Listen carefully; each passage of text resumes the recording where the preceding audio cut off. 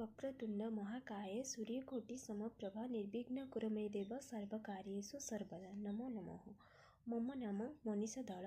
मम अनुक्रमाङ्क 89 वर्तते। अहं केन्द्रीयसंस्कृतविश्वविद्यालये श्री रणवीर परिसरे शिक्षाशास्त्री प्रथमवर्षस्य छात्रा अस्मि। मम मार्गदर्शकः अखिलेश महोदयः। अहम् इदानीं अन्वयव्यतिरेकविषये किञ्चित् वदामि। अन्वयव्यतिरेक संस्कृतशास्त्रेषु विविधानां पदार्थानां मिथः सम्बन्धः परीक्षणायाः नैके प्रविधयः शास्त्रज्ञैः निरूपिताः।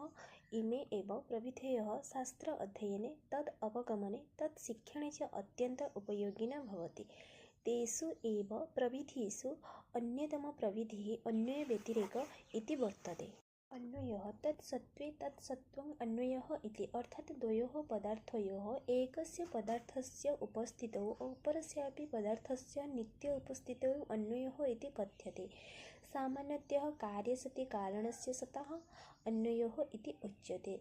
तथा वृष्टौ सत्यं मेघस्य सत्ता इति, अत्र वृष्टौ कार्यस्य मेघस्य तत् कारणं वर्तते। वृष्टिकार्यसत्य तत् कारणस्य मेघस्य अपि सत्ता वर्तते।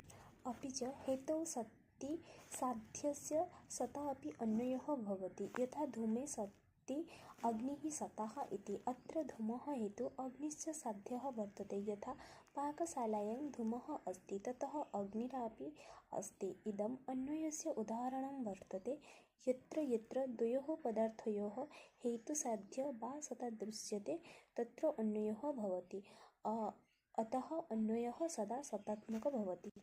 व्यतिरेकः तद्भावे तस्य भावः व्यतिरेकः इति, तद्भावे कारणस्य अभावे तस्य भावः कार्यस्य अभावः इति व्यतिरेकः।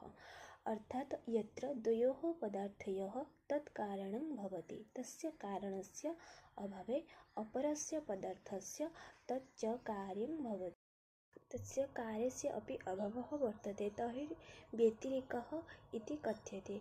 यथा अग्निः अभावे धूमस्य अभावः, यत्र अग्निः न भवति तत्र धूमोऽपि न भवति।